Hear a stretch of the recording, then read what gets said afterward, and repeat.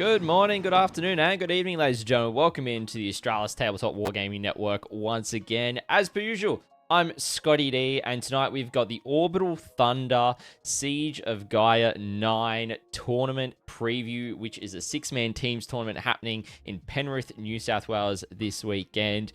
We've got Jack joining us. How you doing, mate? Doing really good, mate. It's been a hot minute since you've been around. It's good to see you.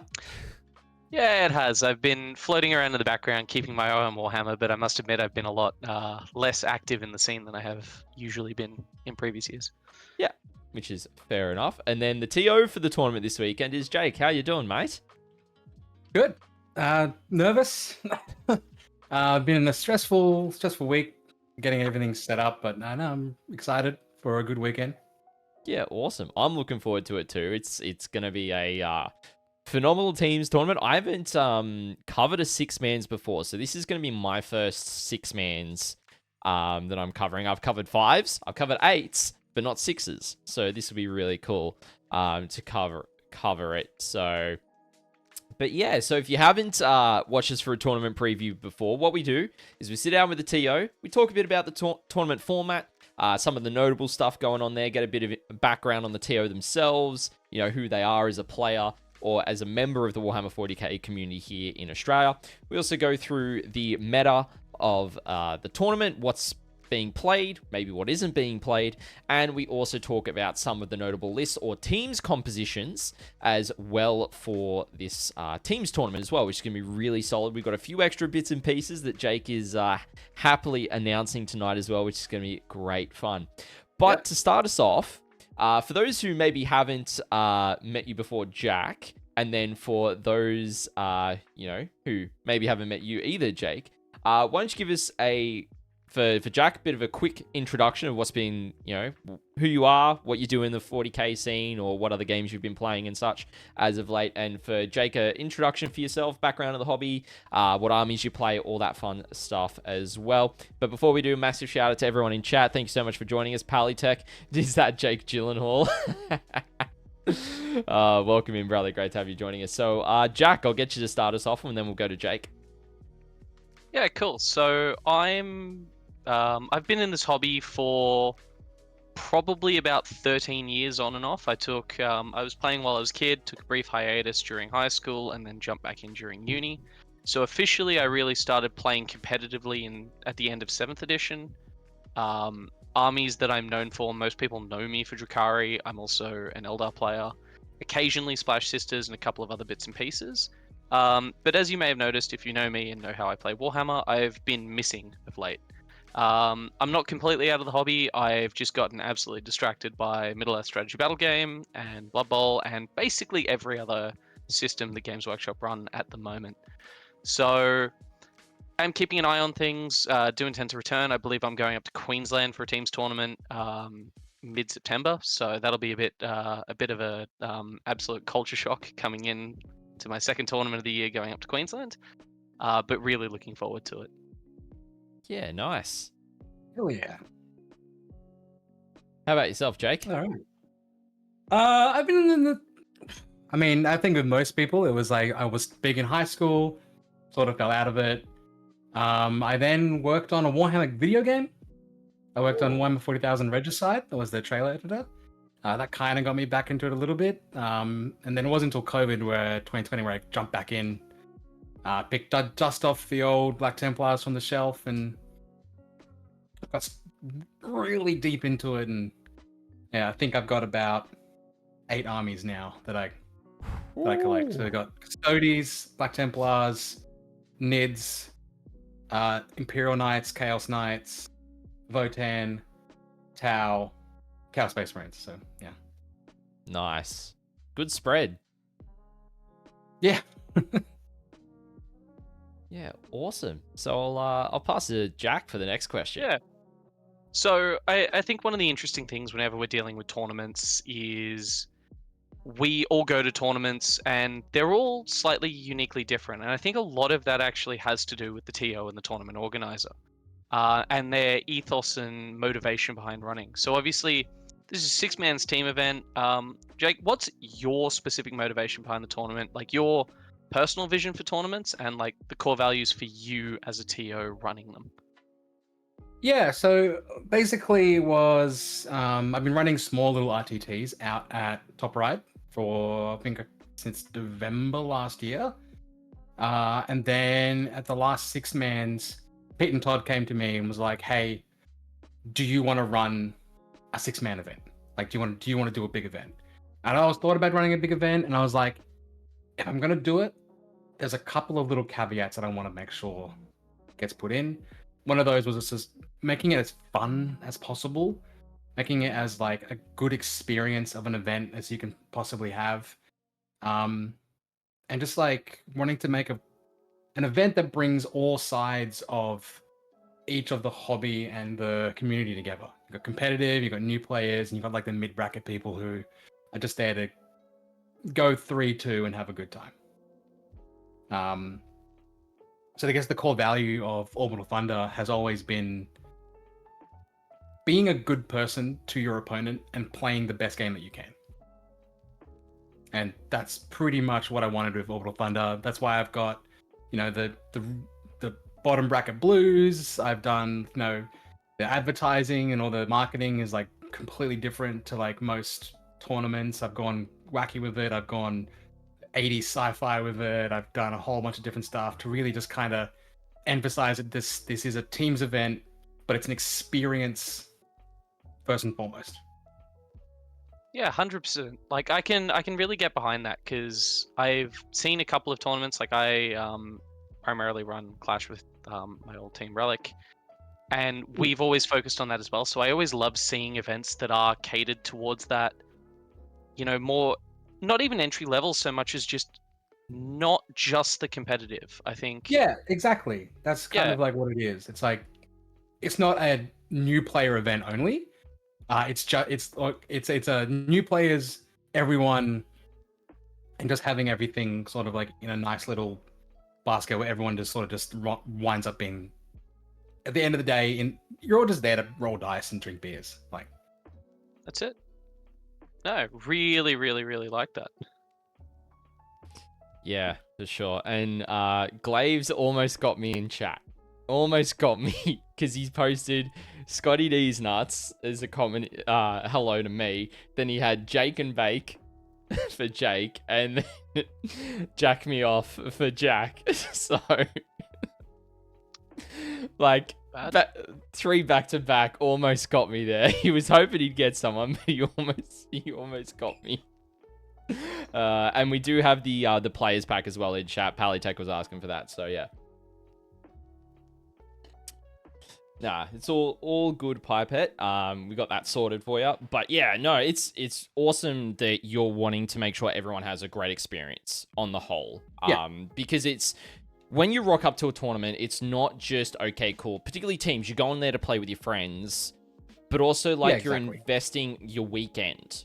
And you're investing all that time, and you're paying an entry fee, and that's if you look at your work, use your time to earn that money, and so that's more time that you're ending up spending, and so you want to make sure you have a great time, that you enjoy yourself, that that nothing untoward happens, you don't have a bad experience, or in teams inevitably you might have a bad game, but if you win as a team, then that's the great upside of teams compared to singles, right? So I think it's really good. I think some of the stuff we're going to talk about in terms of the added features you've added in definitely help that as well, which I'm really keen to jump into. All right. Hell yeah. So, Jack? No, I just wanted to jump a little bit on that. Like, teams is a great environment for that. Like, I don't think many people need to rehash teams, but there is something really nice about going with a group because it contextualizes individual games. And that can be a massive way of remembering that you're both part of a community as in the whole, but also part of a group going to an event. That can temper off the bad losses and also make those big wins even better. Yeah. So yeah, and you get to celebrate as a team or commiserate as a team as well. So there's definitely that aspect too. All about being there together as a team. And it's like the event is about making sure that the competitive people have competitive games, at the mid-board people have like the most fun they can, and then the lower end table people have as much fun as they can. Yeah. And giving everyone like a the experience that they would want out of a professional event. For sure. Alrighty, so let's start talking a little bit about the format for the tournament. Is there anything like big of note that you want to mention for the event? Anything in particular? I know there's a few things you want to mention, and we've got the players pack up, so if it's in the pack, we can pull it up as well. And, we'll go through the missions and all that kind of stuff as well. But just basically, why don't you start us off with anything that's a bit different that you're doing for the tournament that you maybe wouldn't see at a traditional 6-man teams tournament if someone was to attend one? Yeah. So one of the first things that we've done is we've opened up Space Marines. I went to Beachfront Brawl I think 2 or 3 years ago, and one of the things they had was you could take a Codex Space Marines chapter and an Index Space Marines chapter, but you can't double up on either. So you could take, for instance, Blood Angels Liberator Assault and Space Marines Gladius in the same team. And I feel like that opens it up to a lot more players that are inclined, because not everyone has multiple armies, or some people will only have Space Marines, or some people will only have Dark Angels, etc. And if some guy goes like, well, I want to play my Ultramarines, and another guy goes, well, I want to play Dark Angels, they weren't able to before. But now they can. You can have Dark Angels, Lions, I think it is, and Ultramarines Gladius, or Salamanders, Firestorm. Yeah. So... And that makes a lot of sense, just jumping in quickly, given how we see it work with Chaos Space Marines, because they are the actual interesting variant. Like, you could take Empress Children and Chaos Space Marines, and you've always been able to. So it is nice to see that variation also applied to Imperials in that regard. Exactly, yeah. And there's another one. I think one team is taking Shadow Legion and CSM, and that was something that I allowed as well, because it was in the same vein as the 2 Space Marine different chapters. It's just like you can double up on the models, but you can't take any of the characters type thing. And I was like, it's as long as you only play Shadow Legion and that's it, I'm fine with that. Now, like, okay, that's fine. We can do that. Yeah. Okay. So that actually kind of answered indirectly one of the questions I had on that. Is it a case of where, say, for example, you do take Blood Angels Liberator and you play, say Firestorm Salamanders, and in the event that both players want to take a particular data sheet, is only one player allowed to take it, or are both? And it sounds like from that answer, and I just want to clarify that non-character units you could double up on, but character units you're limited to just one army taking those, or is there a bit more to it? It's special hero characters. Okay. Like you can't run like 2 Adraxes, etc., or something like that, which are only but they're locked to each like the attachment sub chapter anyway. Yeah. So yeah. Basically, it's like if someone wanted to go, I'm going to take Ultramarines Gladius and run triple Vindicator, the person running Blood Angels Liberator can also take triple Vindicator. Yeah. And that just means that like more people with different armies can come into this and be like, I now have a chance to play what I want to play. Yeah, for sure. Especially when you have 6-player teams, it's hard. It's so hard to get 6 players of 6 people in one team. Like there were so many teams that were like 5 people, and it was just I'm just pulling out of every bit of thin air to try and get one more person in each team. And half the time it would be like, I'm like, what's a team comp? It's like, oh, we got Space Marines. And it's like, oh, but I've only got Dark Angels. I'm like, oh, it's cool, don't worry about it, because this. And they're like, oh, cool, sweet. And they managed to fit in quite nicely. Yeah, awesome. I guess the background as to why I ask is historically in other teams formats is that if you are allowed to take a faction multiple times, I think the case of this previously was Demons a couple of editions ago, where you could ally them in quite easily, was that you could take the unit only in one army. So, say, for example, you're taking Nurglings in with Death Guard and you're allying them in. previously and you had a Chaos Demon player in your team, it would actually lock out the Nurglings for the Demons player. So that was kind of like where I was coming at from asking that, because I was like, oh, there's different ways that you could go about this, but yeah, completely makes sense. I went for just the simplest of ways to do it. Like that way is like, it's a little bit more complicated, but I feel like it would bring a lot more a quite like balanced approach to it. But like limiting it to just being like just Ultramarine, like one index and one codex, and the codex can't play the index essentially. Yeah. So you have to take one of your codex supplements detachments. Exactly. Yep. Otherwise, so if you go like Blood Angels, Gladius, you can't take another Space Marines full stop, because you've taken the codex and you've taken the index. So. Yeah. That's a really good way of getting around that annoying double up. Out of interest for future events, because the other one that springs to mind for me is actually Ynnari, because that sits in one of those weird awkward spots where I know currently at Teams tournaments rules is written. I believe they've been fixed now, haven't they? Where you can take Ynnari and Drakari, but I know historically they've had problems with that. So would that be something that? Because I'm not believe 100% sure. Like, is it the similar thing where it's like demons in the World Eaters Codex, where they're not an ally, they're an actual data sheet in that codex? Yes, that is correct. Yeah.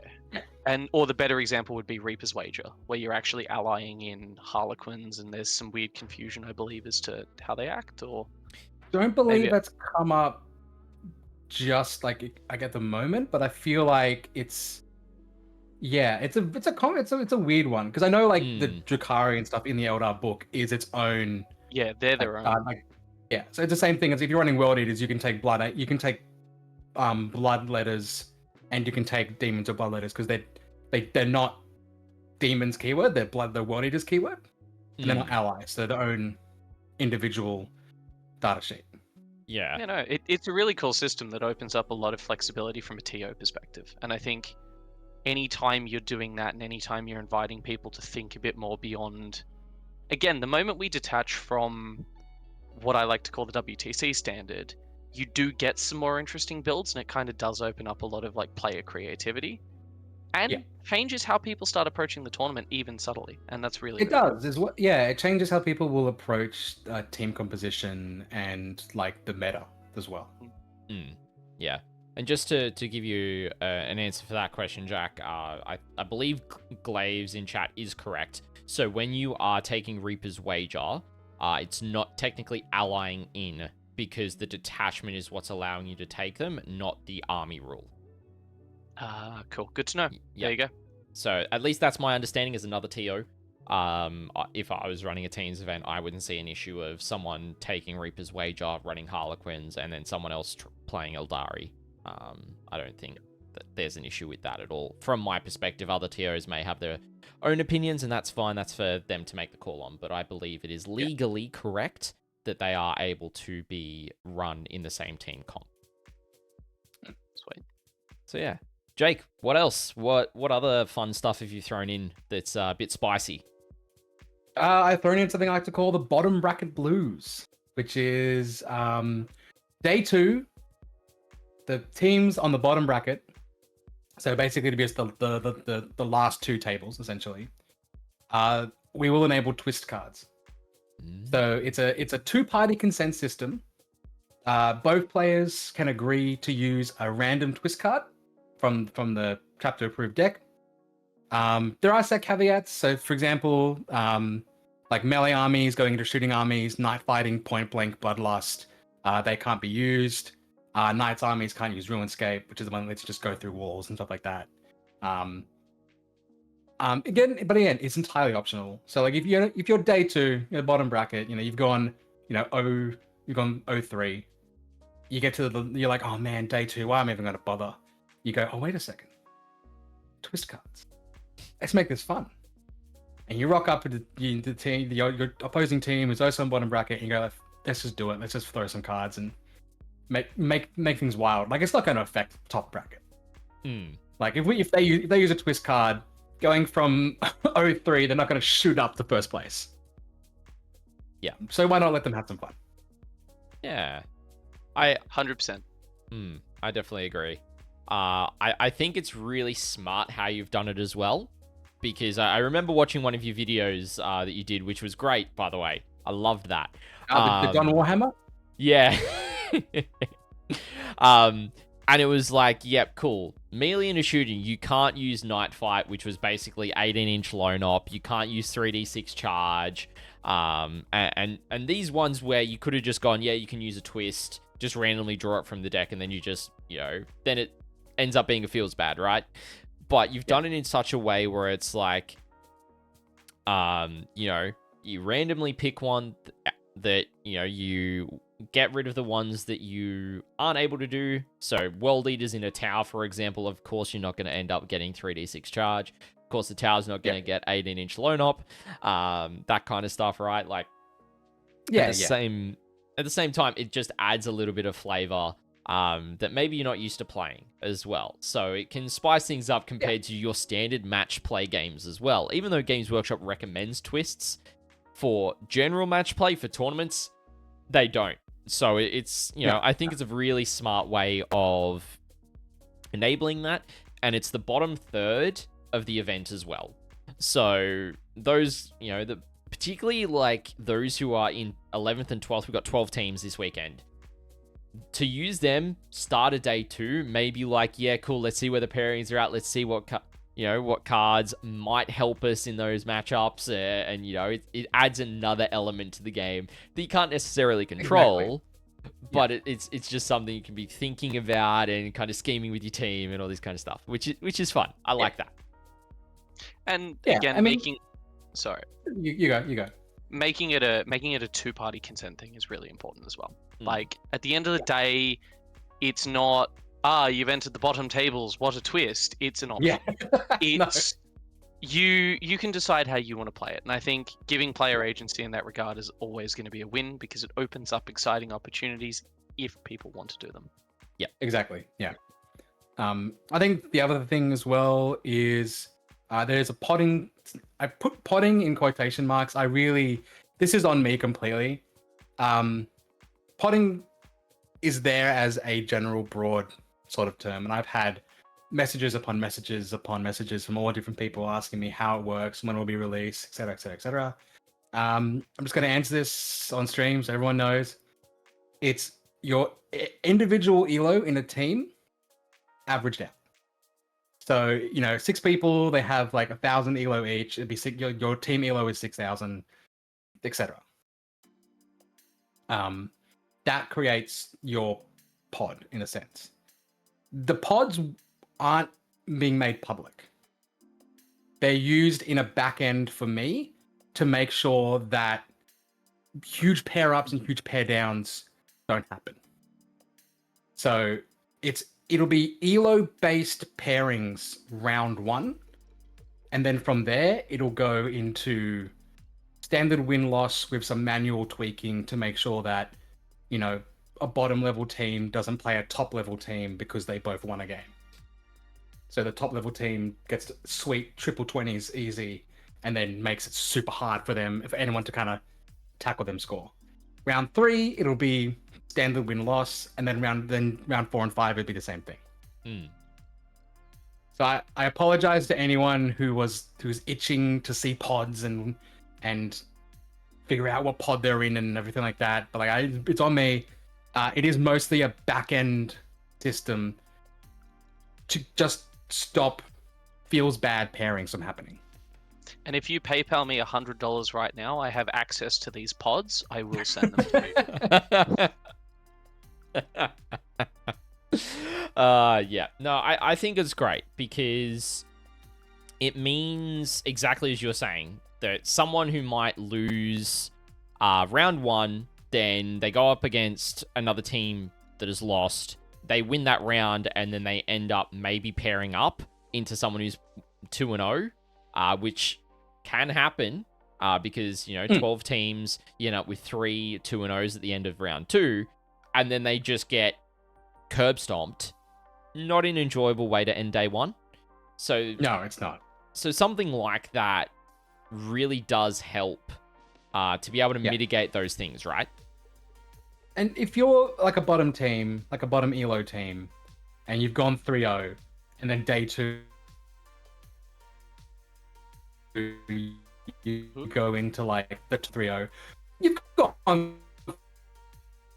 3-0. You deserve to be there. Like, I can't stop that from happening. Like, Yeah. if you've gone 3-0, then you're gonna fight the 3-0 team.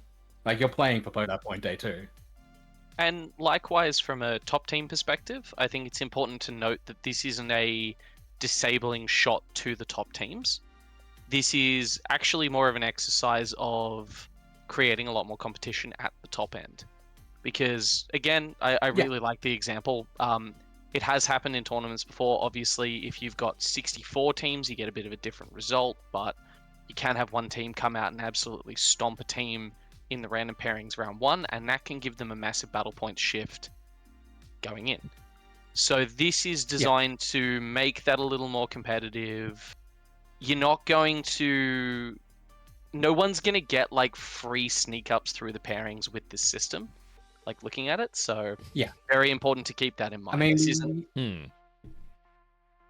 we think about, I mean, people will talk about this in passing as well. The previous 8-mans that happened where a lower team got paired up into the 8-man into Team New South Wales twice, despite being 0-2. Which for them was quite a feels bad moment for them, because it was like, as someone mentioned when I was talking to them, they were like, you pay like $120 to get an Airbnb out, you pay $100 for the ticket, and you're just getting donuts a whole weekend. Like, it's just not, and this is a way to sort of, I wouldn't say like stop that from happening. I can't stop pair ups and pair downs from happening, but stop the extent of it from happening. Like, it's not going to be a perfect system. There is no perfect system that exists unless we had like 24 teams, in which case you could do a somewhat stable, proper pod system. But like, with 12 teams, I've done the best that I can. And another massive thing to note with like the pod systems and playing up and down stuff. At the end of the day, that's what it's about. If you go to the event and you find that it felt unfair, I imagine Jake's a reasonable person. Have the discussion. I like this kind of creativity personally in the scene. I think coming up with new ideas and ways to look at it instead of just theorizing is good, and instead of just going with the norm. But these things are in development. Like, absolutely have the conversation. Like, feel free. Absolutely. I think it's a really cool idea, and I like to see this kind of innovation from TOs. So I'm really pleased to see it on display in a Teams event. Yeah, definitely. Thank you. I do also apologize, gentlemen. Chat is trying to crack me in laughter, and I'm trying my best to hold it in. These guys are very cheeky in chat this evening. I'm trying. These guys are cracking me up here. So I do apologize, gentlemen. Trying to stay as focused as I can, but these guys are just unrelenting. But yeah, no, I definitely agree. All right. I reckon let's jump into missions and let's have a bit of a chat about those, and we can kind of go from there. So, where are we? We got the sequence of pairings. Here we go. So, day 1 missions. So 9 a.m. start play rego from 8:40 in the morning. Play briefing at 8:50.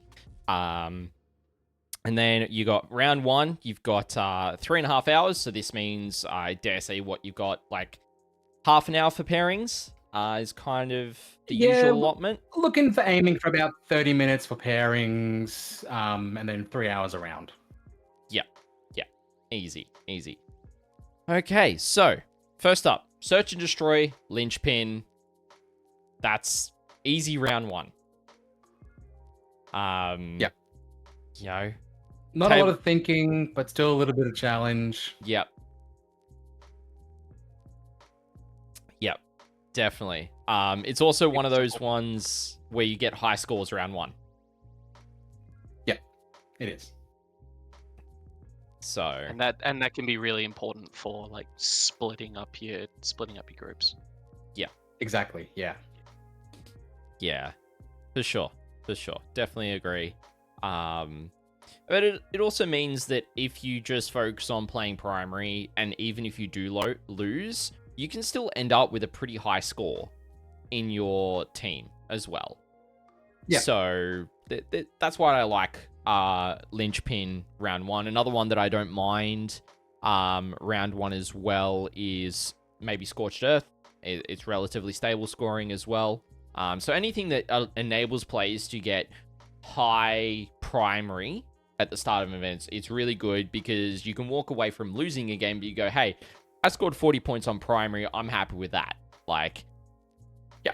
So the little personal victories is what matters. Yeah. Yes. And the other really important thing about these, like, we call them simple missions, we call them high scoring as well, is they can really serve to highlight pairings. Like, these missions can really serve to highlight getting into, like, what we call a red or a green matchup, and, like, the real challenges that you can face in that. So from a team's perspective looking in, and especially with prior knowledge of how you think you're going to pair, that can really open up some expression in the pairings phase. Yeah. Then you got about 50 minutes for lunch, which is nice. Almost an hour. Should be enough time to have your feed. Then round 2. The good thing about is that we're in the brand new what do you call it? What do they call it? Not RSL? Entertainment Center. Function Center.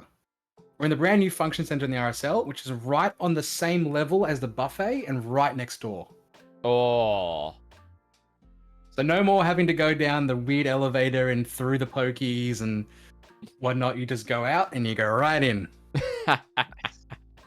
Nice. Because everyone loves the buffet that Penrith RSL has. It's the main draw of the Penrith RSL. Yeah. Cool. So, round 2. And I think that you've picked the perfect deployment for this one, in my opinion. Hammer and Anvil with supply drop. Yeah. So, the way, I'm not sure if Jack, you mightn't be aware of this change, but supply drop now, the center objective is the one that always remains. Right. Yep. Okay. And you that's a roll really nice off change. to see which of the other objectives goes first, basically. So it means that you just know from the get-go that the center objective's always around. So if you just want to go and fight for the middle and just try and hold that, amazing. And then yes, you can score the Infinitely extras. less variance. Yes, exactly. But Hammer and Anvil traditionally was also the deployment where it enabled the least amount of disadvantage on supply drop as well, with those objectives being taken up, because both players were equidistant from the objectives. Like, it wasn't like, cool, on Crucible, my natural expansion's closer to me, but your natural expansion is the one that's going to remain, so I have to get all the way over to that side of the table to actually try and contest that for turn 5. So it does make that There's going to be a lot of until after I deploy. Because that was all. You're going to be seeing a lot of trading happening. Yeah. As opposed to where on like a different map would be like, I'm just going to hide something in a corner and you can't get to my corner until like turn 3. Yeah. Supply drop is a massive, like, I find it a really fun skill expression mission as well. Like, I think different armies play supply drop very, very differently. And so, yeah, really cool round 2 one. Also one as captains and stuff, like, this is one that I like having a bit of a discussion about general strategy for, because especially if you're trying to keep results, early on knowing how that's all faring can be really important. Like, turning around which objectives disappeared, does that change my plan and my prediction, can be a really cool idea. Yeah. So good thing to keep in mind. Yeah, definitely agree. Round number 3 is Tipping Point, so staggered Hammer and Anvil, with Purge the Foe. So it's basically kill 1, kill more, hold 1, hold more. Beat that ITC. Yeah. Nice and easy way to end the first day. Just kill. Yep. Or hold. Or both. Or hold.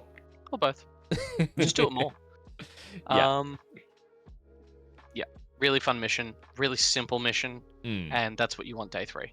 Mm. Any mission you don't require reading at an RSL-based tournament, very good decision. Yep. Definitely agree. Yep, 100%. Definitely agree. Especially with now that the bar has beers on tap in the new function center. So no more having to go downstairs to get the good beers. Oh. So I think you're going to see a lot more slurry players round 3, day 1. Yeah. You see some more one-syllable explanations of how the unit attacks. All right. So jumping into day 2, same start time, which is all good. We get into round number 4, which is Crucible Battle on Hidden Supplies. So this is, for Jack's knowledge, this is taking the mission rule, Hidden Supplies, from the Prior Nexus deck and making it a primary mission now instead. So it means that you get 5 points for holding 1 objective in No Man's Land. You get 5 points for holding 2 in No Man's Land, and then you get another 5 points for holding more objectives than your opponent. So your home objective still counts towards that as well.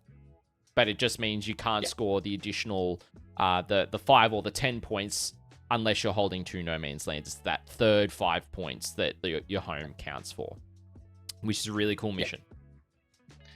Expect to see a lot of trading on this one as well. This is a real example of both players are going to probably expand out to their natural and then scrap contest off that middle, or play operations to go after natural expansions. This can be a really scrappy game. There's a lot of variation to it. Again, the primary is also quite varied because of that 2 in No Man's Land. Like, there's so much incentive to go hunting after that No Man's Land objective that, be aware, losing that on a couple of turns can be massive primary swings. Yeah, 100% it can. 100% it can. Yeah. Because if you're only holding your home in 1, you're only getting 5 points. And you've just lost 10 points that you could potentially get. So it can, 100%. And that's a differential point swing on WTC as well. You've got to keep that in mind.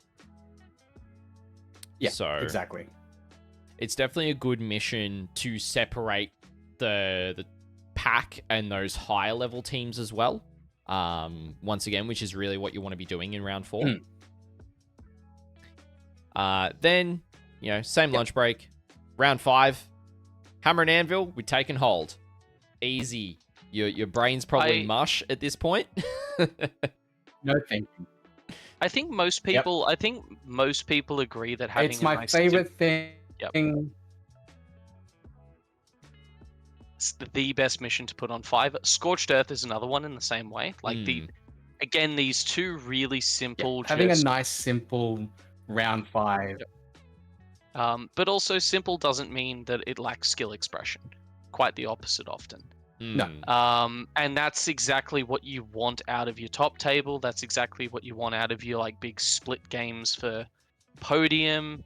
Twists can make take and hold particularly funny as well, because their blank slates are really fun to show off those twist objectives for the bottom tables, which can be cool. Yeah, great choice. Exactly. Great choice. Yep, definitely agree. It did take me a lot of personal restraint to not put in a long deployment in the mission pack. Yep. I put in one of my RTTs. I put in a long deployment, and it messed with every single person there. They were like, the scores were just all over the place. I played Dawn of War for the first time. I played Dawn of War for the first time at a 3-person team event up in Maitland, and it was wild. Like I've been saying for a while, everyone knows Dawn of War is a controversial deployment, but it is a really interesting twist of fate to a tournament. It is. Because it's you can't. Sorry, Jake, you go and then I'll add in. I was gonna say, if you can't deploy all the way out and man and screen, you can really mess a lot of things up and a lot of plays out. Yep. That's the thing, and I've actually played Dawn of War on the new WTC Dawn of War maps. And I think if you were to play it on GW, 100% it's not an enjoyable experience, wholesale. On WTC, though, the way that they've set up those new maps, the heavy map actually feels like a medium map on any other table. So it's actually quite enjoyable to play Dawn of War on WTC terrain. I find personally, yes, screening's probably a bit more difficult to do, and you've got to be really conscious of that. But at the same time, if you're, it's at least now it's an option, right? Because prior to this year, WTC was solely short table edges, table quarters, or angled short. That's it. Like, there was no other deployment maps. There was no other terrain layouts that they did. One of the other small features you do have to account for with Dawn of War as well, funnily enough, is how tables are set up at events. Not from a terrain perspective, but just purely from a space perspective. Exactly, and that's often why we saw short boards, is because we're used to stacking together and having to like rub butts on the long table edge. But when that's your deployment zone, that can get pretty messy. So again, beyond just the game, there's also been those restrictions, although could be interesting. It's really cool to see WTC actually what seems to be a bit more of a shift towards Dawn of War being a viable option for TOs. But again, it's good. Debating it, great choice. Not putting it in there, also not a bad thing at all. Like, I think in this environment, just keeping it simple. Also, from a setup perspective, sticking to the same make stuff's things easier in the day. Yeah, that's it. Yeah. And, there's a few comments in chat. Pipette God saying, it was wild to play that Dawn of War. Ozbox saying, rather play Twist than Dawn of War /sweeping, which is completely fair.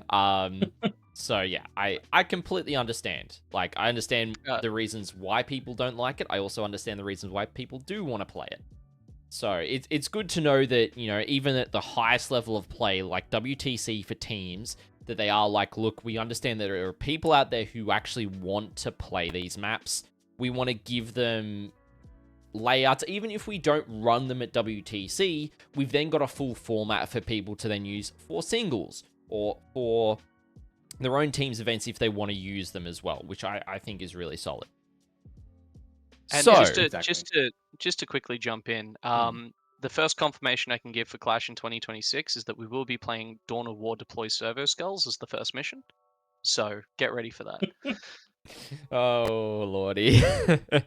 Yeah, nice. So there's a few other things before we jump off from the players pack that I'd love to chat about with you, Jake. And the first is the bingo card. So I'm going to pull that up on screen. Yes. So why don't you walk us through this juicy piece of fun? Yes, so I've got a bingo card. If you went to CrewCon, there was a bingo card. If you went to like Masters a few years ago, they had a bingo card. I had an absolute amazing time with the bingo card at CrewCon. I thought it was a really fun idea to have at an event to just be like, give some flavor to it. So I've got the staples. I've got buy your opponent a drink. I've got get the TO to roll a critical dice roll, re-roll a successful desperate escape test. One of my favorite ones is lose to CK or IK despite the nerfs. Pick fixed against an army that's not IK or CK. There's a really dangerous one. Buy the TO a drink. So if every single person does that, I will die. But also, you could grab Jake a coffee, or you could grab him a soft drink like lemonade to help with his voice. There are other options there. Water. Yeah. You can bring me a water and that counts. There's a very niche one. It says bring up Orbital Thunder or UEF lore to the TO, and it says in brackets, read the codex. In case you don't know, I did write an entire codex that does include 40 pages of lore. It is linked on the event page, so if you want a free spot, just quote something to me from the codex. Nice. Yeah, no, I think it's good fun. There's a lot of good stuff in there. The order of these might change, just depending on how easy I find it might be, but these are the fun bingo cards on the day. Yeah. Yep. And Jake has promised me that he will drink every beer he has bought. So please, there's 72 of you. That's 72 beers over 2 days. I will die. But it's a sacrifice I'm willing to make. And that's why I also heard mentioned that, water, soft drink, coffee. There are other options. But cool, yeah. So, this bingo card is going to be good fun. I'm sure there's a prize associated with someone completing it, of course. And then last but not least... Sorry, go for it, Jake. I was going to say, the prizes that we have, there'll be a surprise on the day for the prizes. But don't expect like a box of Marines or something like that. It's nothing that extravagant. I'm not that rich. So, the prizes that you sent me, I've just pulled them up on screen. So, do you want to walk through those real quick? Yeah, so as you know, I like to theme my events around the world that I've built. That's why it's Orbital Thunder's Siege of Gaia IX. So I have the Dex Rangers Medal of Honor, which is best and fairest. So this will be player judged best and fairest. So I'll have a little QR code that'll have a link to a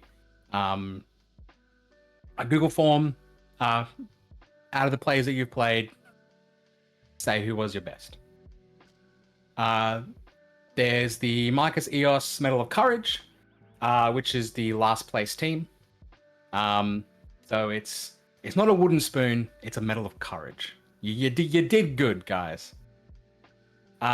There's one that I really love, which I've stolen directly out of my RTTs, which is the General Rogers Medal of Bravery, which is the person that brought the most unoptimized but most fluffiest list. It's someone that went, what meta? I'm gonna take 30 Terminators in the first company task force. Like, they've just gone, I don't care. I'm taking what I want because I think it's cool.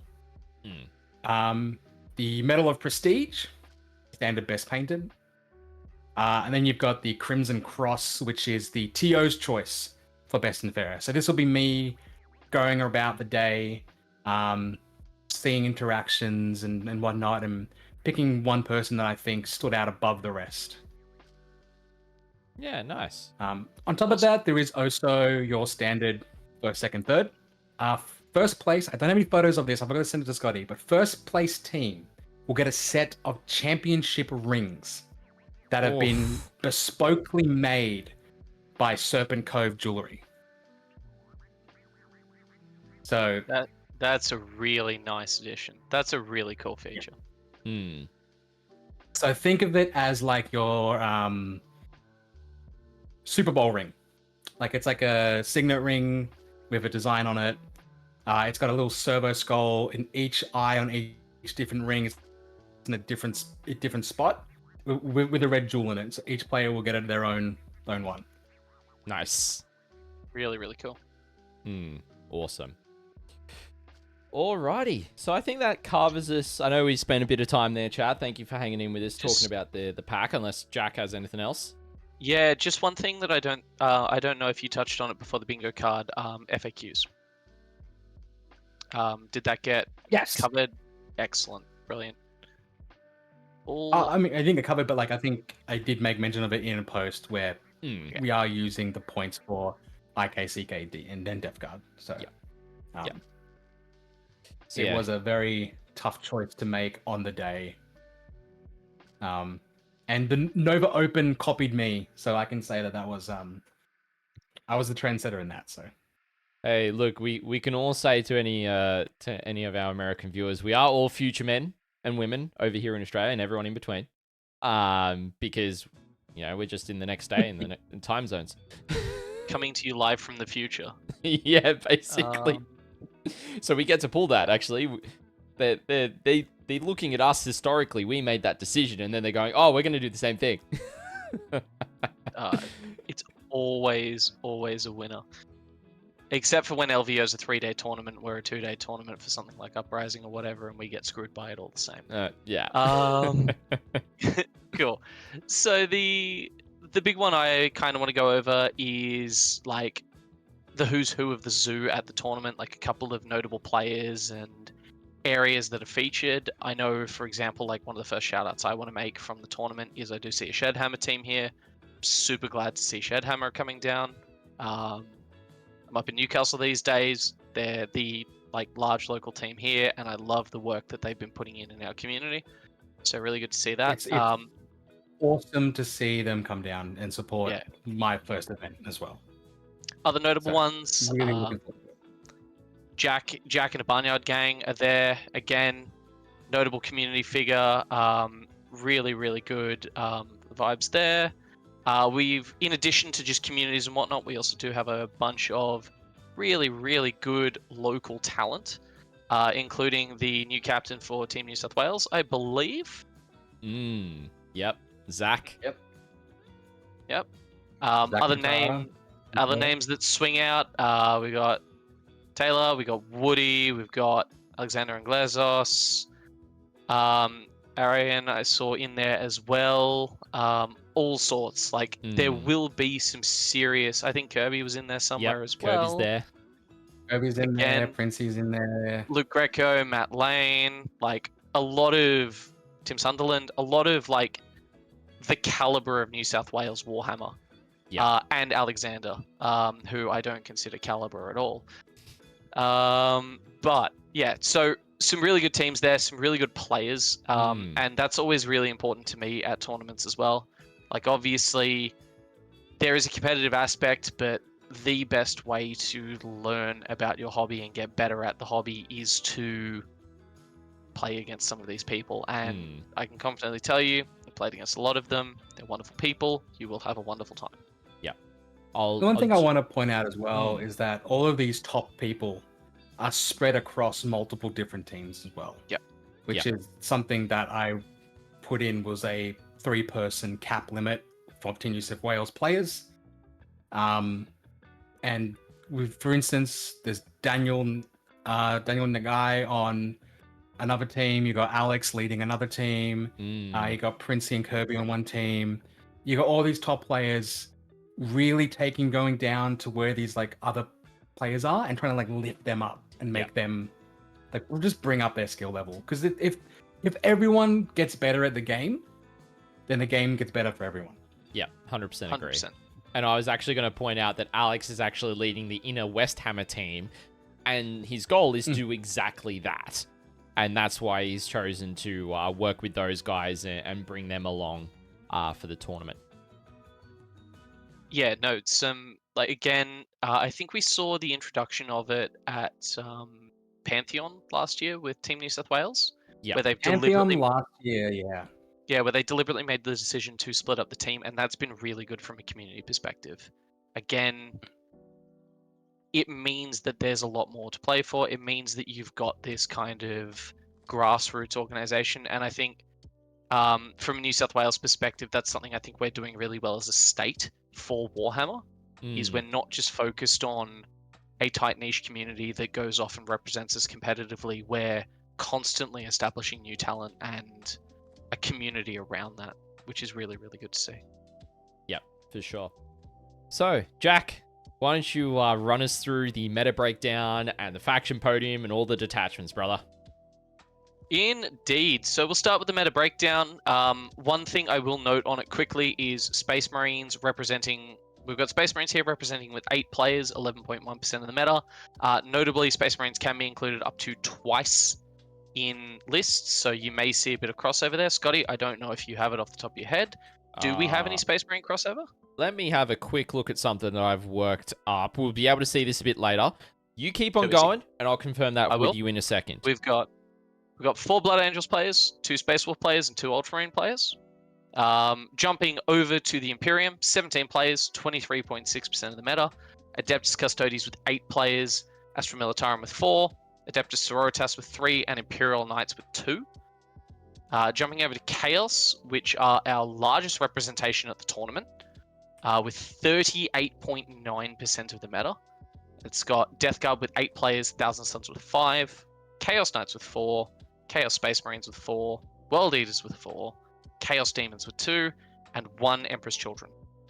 Eldari with 4.2% of the meta. We have 2 Eldari and 1 Drukhari represent.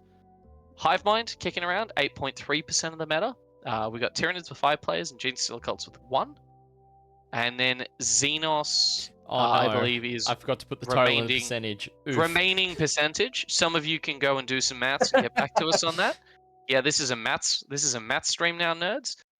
We've got Leagues of Votan with 3 players. We've got Necrons with 3 players, Tau Empire with 2, and Orcs with 1.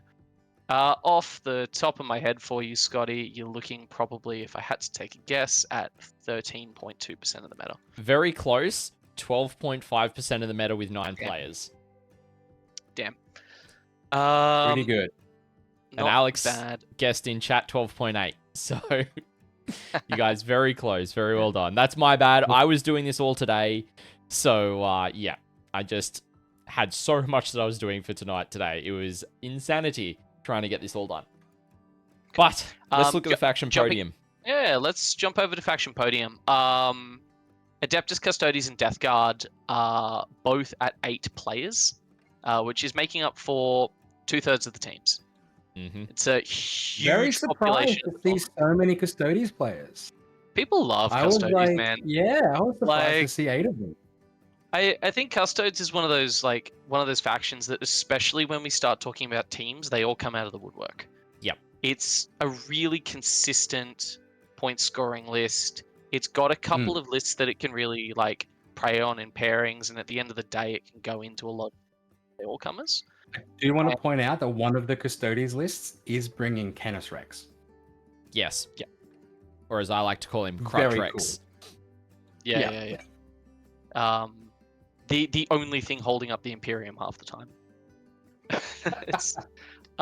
We've also got Death Guard there, which again a bit less surprising in my mind. Yeah.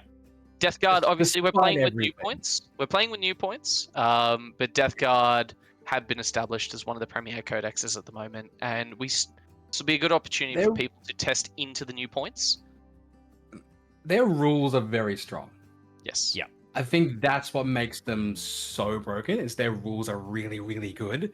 It just means that, like, going into a Death Guard player, they'll have less on the board, means it makes it a little bit more manageable for you to actually do something about it.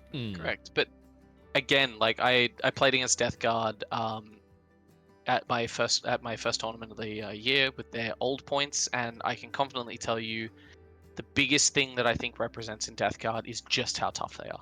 We've seen a massive extension into, again, those big notorious units you know about, like Plague Marines, Death Shrouds, even Lords of Contagion. Like, reading certain rules that they've got in play just mean that they do have some real terror and real sticking power, not just because of their faction ability. So yeah, definitely not surprised to see them representing. No. Moving on to number 2, we have Chaos Knights, Thousand Suns, and Tyranids with 5 teams each. I'm Chaos Knight's still strong. Yep. I'm surprised to see both Thousand Suns and Tyranids up there. Yep. I think Nids, the Subterranean Assault, and Ravenous are absolutely very powerful. At CrewCon, a squad of 10 Ravenous killed 2 of my big knights. Like, they're very, very good. Yeah. I think But also, yeah, they are a popular army. yeah, Palitex just said that in chat.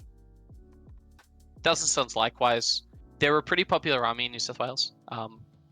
I think we've seen them a lot. They've had a lot of dominant performance throughout the year, or throughout the edition rather. Let's even go a bit further than that.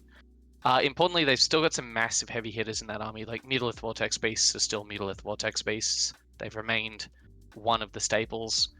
Even Magnus, who's not as good as he used to be, nowhere near as mobile as he used to be. A lot of their core features still remain. Yes. They have been just toned down a bit. And you also get to flex on people by just having the psychic phase. Yep. If you've taken that detachment, like, that's cool. They've got a lot of their neat tricks. They're a really fun army to play in teams, and they're a rather unpredictable army. I find that they can pull off a lot more stuff than people sometimes expect.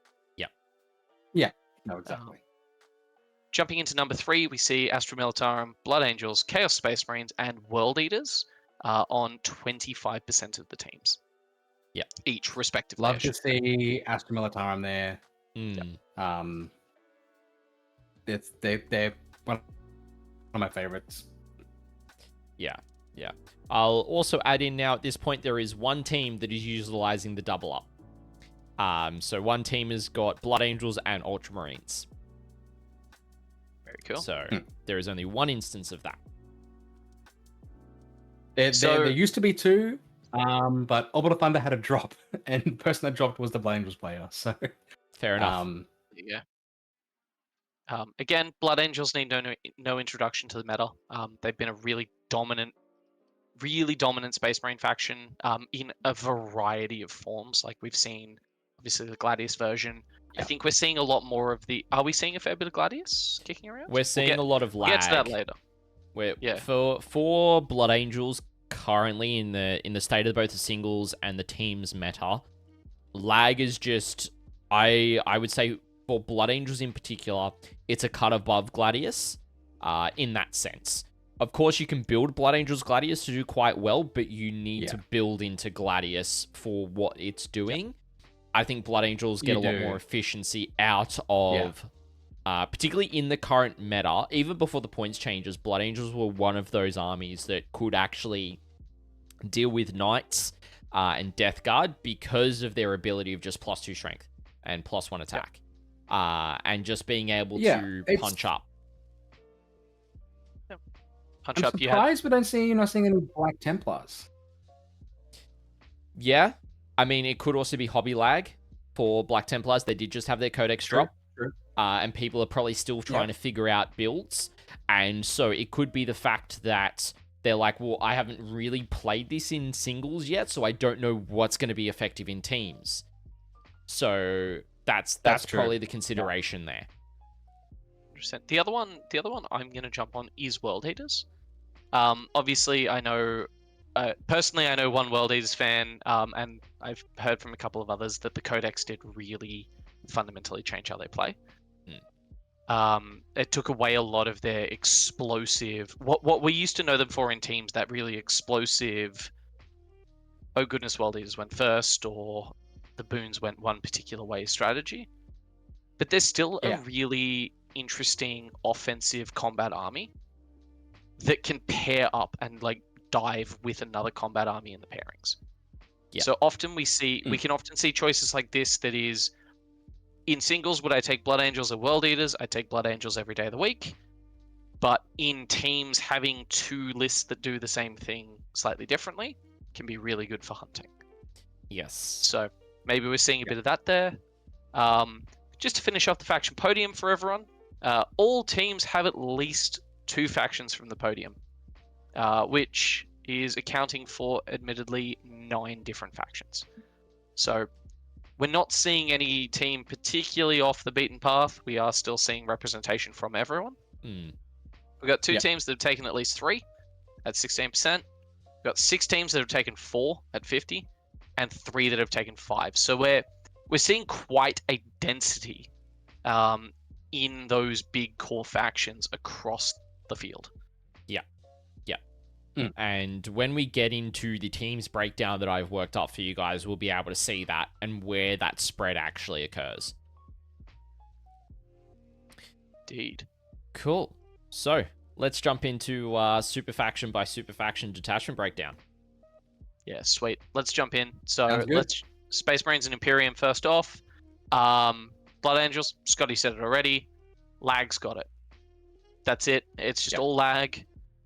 Space Wolves, we've got 1 Gladius and we've got 1 Saga of the Beast Slayer. Which is pretty cool. And then Ultramarines, to the shock and horror of nobody, it's just Gladius.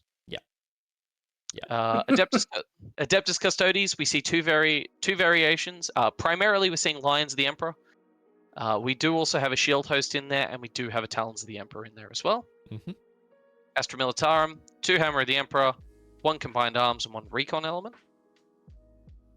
Adeptus Sororitas, we've got 2 Champions of Faith and 1 Hallowed Martyrs.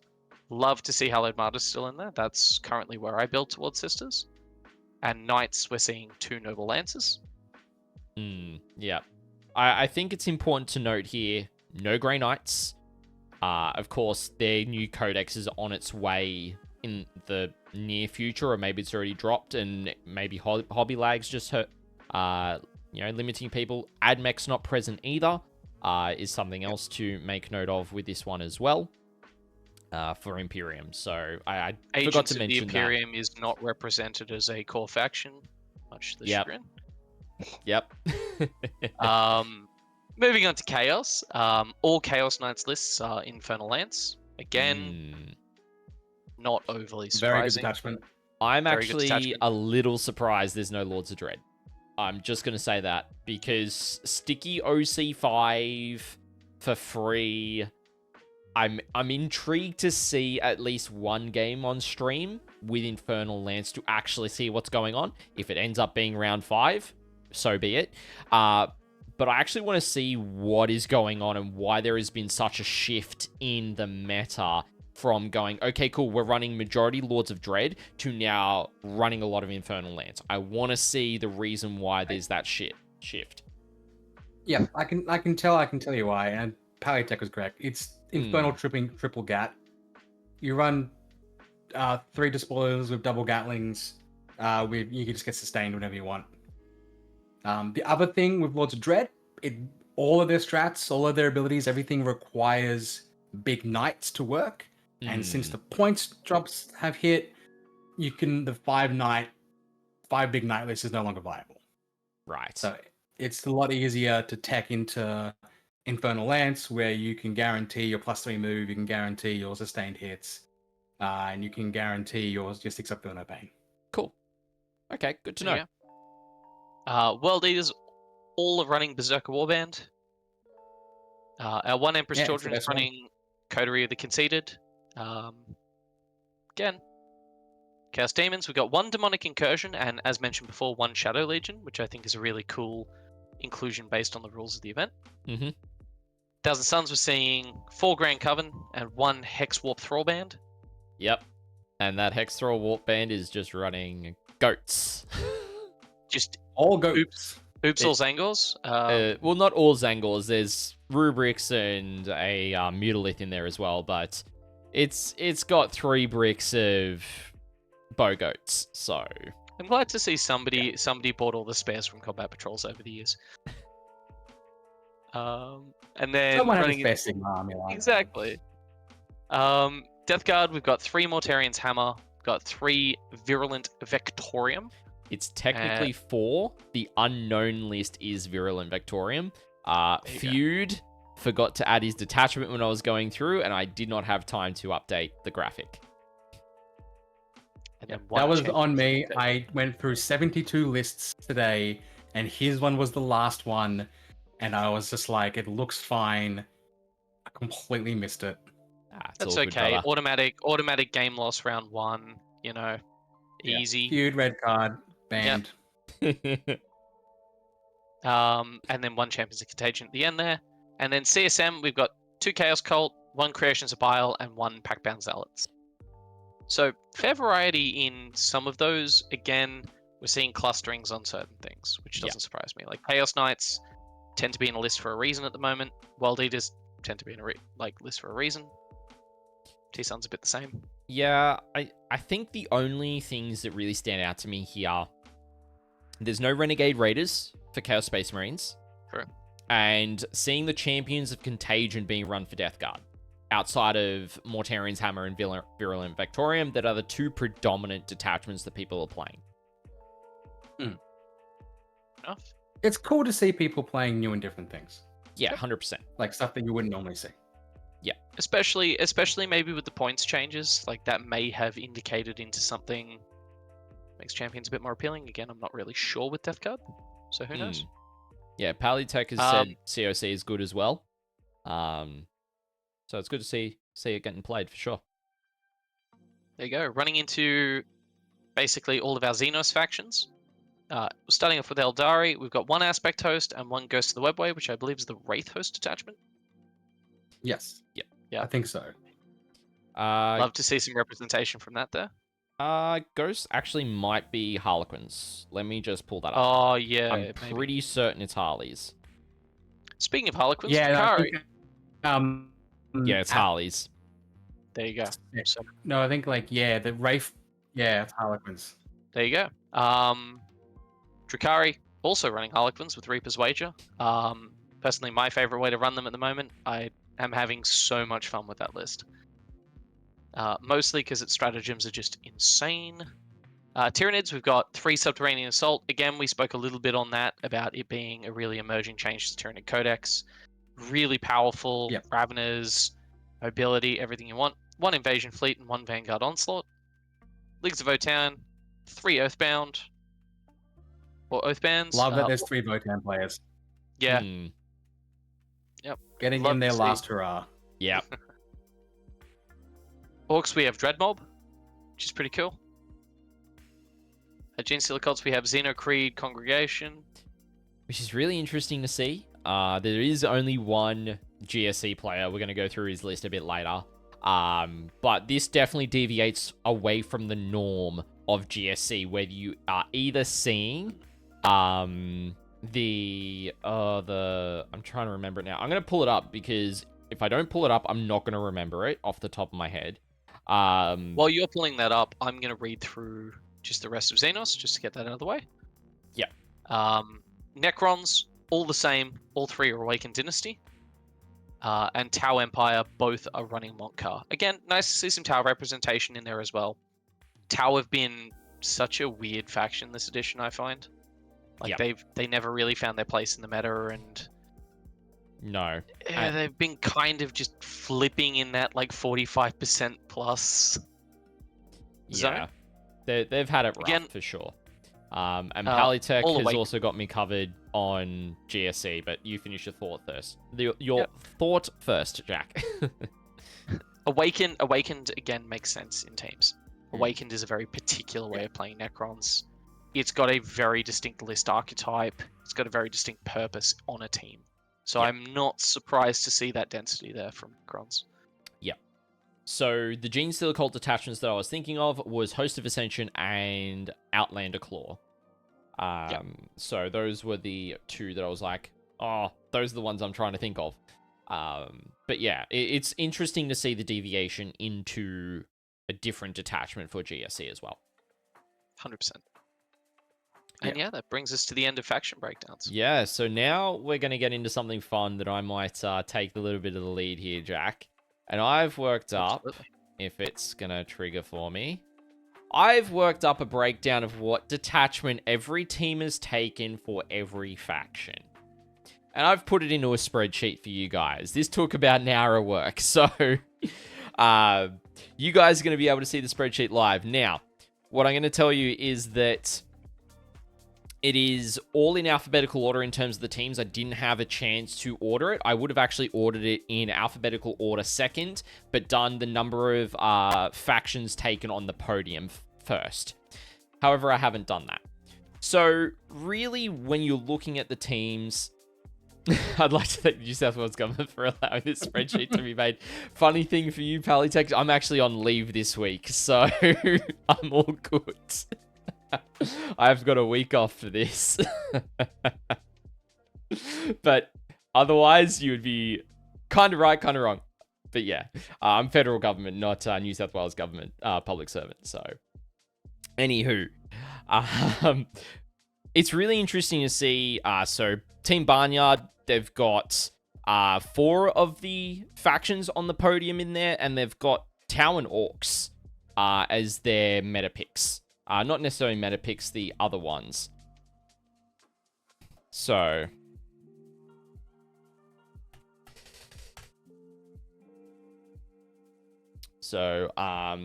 which is interesting to see. Chaos Babies, they've got, I believe it is 5 in the meta picks, with Coterie conceded, which is being played by Pui, who is one of the players from the Chinese WTC team. He's traditionally played Imperial Knights as of late. He's here in Australia now, and he is doing really well in the scene with Knights, and it's going to be really interesting to see how he goes with Coterie over the weekend as well. Friendship is our weapon. They have got 4 factions in the podium, with also having Noble Lance Imperial Knights and Xeno's Creed. We are looking at that team in full, so I won't spend too much time on them. Same with the next one, Inner West. Warhammer. I've cut off Warhammer, so it's a bit easier to look. But they've got 4 as well from the Podium with Oathband and Awakened Dynasty. So it's good to see them still being represented. Mercs United have got 4 as well with Champions of Faith and Montcar as their flavor picks in there. Migoring Noodles, which, by the way, great team name. They've got... Best team name at the event.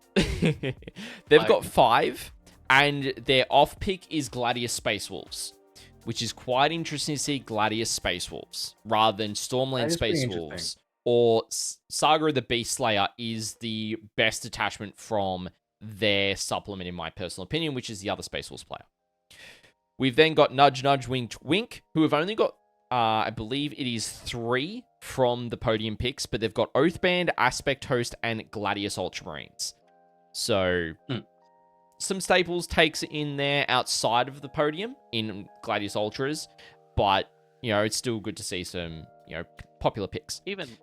Even Aspect Host popping up there, I know there's not much Eldar representation, but I do think Aspect Host is quite a formidable pocket pick for a team. Yep. Insofar as how Eldar play. Yep. We've then got Orbital Thunder 1, which has taken 2, and this is one of the teams that has only got 2 from the Podium pick. They've got Hallowed Martyrs, Awakened Dynasty, Noble Lance, and Ultramarines Gladius as their other picks. We've then got Orbital Thunder number 2, which has got the reverse. They've got 5 meta picks with Awakened Dynasty being their off meta pick. Off popular pick, I should say, not necessarily meta, but. Then you've got Shedhammer, who have got 4 in there with Champions of Faith and Shadow Legion as their other faction picks. Tank Shock, which I should actually put on screen for you guys so you can actually see. Apologies if it wasn't on screen when I was talking about certain ones. I'm looking at a full spreadsheet, you guys are looking at half. So I'm still getting used to doing this as well, by the way. For Tank Shock, they've only got 3 from the faction Podium. But they've got Ghost of the Webway, so clowns, Demonic Incursion, and Saga of the Beast Slayer wolves, which is really cool to see the wolves there. And then Zeri, Dog and the Boys, their team, calling out Dan Sherry, of course, having a good joke. But they've got 4 from the faction Podium, and then they've got Oathband and Reaper's Wager, which is good fun. I think having Reaper's Wager in there is awesome. So, yeah, that's really, really cool. Really keen to see how that performs over the weekend. Yeah. So, yeah, I thought I'd show you guys that. But, unfortunately, we're going to have to bid adieu to Jack. He's had something come up, unfortunately. Yeah, terribly sorry, everyone. Unfortunately, other things exist for Beyond Warhammer for me today. But it's been great fun being here. I really do wish you the best with the event. It looks super fun. And it's been awesome to run through the preview and all the interesting things you're specifically bringing to the scene and a team's event. So my final shout out to you. Awesome work. Can't wait to see how it goes. Thank you, everyone. Thank you. I'll bid you adieu. Alrighty, thanks, Jack. Talk to you soon, brother. Bye. Alright, that's going to screw up the cameras, chat. So I'm going to have to spend a second here fixing these up real quick. I do apologize about that. But that's what happens when we use Discord. Unfortunately. So, but I want to start off, Jake, what are your thoughts on the whole of the detachment spread that we have of the event from just looking at it at that perspective? Yeah, there's a lot of different detachments there. It's nice to see a different group of not just Mortarian's Hammer for Death Guard, which is nice to see that there's a different spread of that, probably reflecting of the points changes. There's your staples, World Eaters or Berserker Warband. I would have liked to have seen the Demon detachment for World Eaters show up, but Berserker Warband is the staple. It's very good. Again, there's only one team taking advantage of the double Space Marine, but that's one team that might not have come if they couldn't take double Space Marine. So it's good to see that someone is using that to the fullest of the extent. It's a good breakdown. It's a good mix of different factions. I don't think people are going to be playing the same game twice, which is good. I think sometimes with these like events, you can be like, oh, it's just the same. It's the same list over and over and over again, kind of thing. So I think it's going to be a good mixture of different play styles and different types of armies. So Yeah. And then you guys did a good job. Yeah. And then Pipette in chat saying the double space marine call is so good for the community and you should be commended. Yeah. I can't take all the credit for that. It was actually Beachfront Brawl 3 years ago, 2-3 years ago, at the start of 10th. They did it, and I was inspired by them to do it. So that was my first ever teams event, and I really enjoyed because we had 2 Space Marine players on our team. So I was really excited to be able to do that. Yeah, for sure. It's definitely awesome. And Piper's just saying, but you're still bringing it to your event. Go, brother! Like, fully gassing you up, man. Like, so well done. All right, Appreciate it. let's continue, and we're going to jump into looking at 3 different team compositions. And the first one up is going to be Friendship is our win con. So this team is captained by Zach Futura, who is the 2026 captain of Team New South Wales going into the Australian New Zealand Team Championships.